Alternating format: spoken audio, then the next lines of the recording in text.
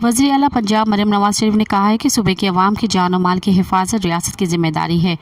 इंतशार फैलाने की हरगिज़ इजाज़त नहीं देंगे। वज़ीर आला पंजाब मरियम नवाज शरीफ से वज़ीराबाद और मियांवाली के अरकान असम्बली और टिकट होल्डर्स ने मुलाकात की, जिसमें अवामी मसाइल, ज़रूरियात और तरक्याती मनसूबों पर तफसीली गुफ्तगू की गई।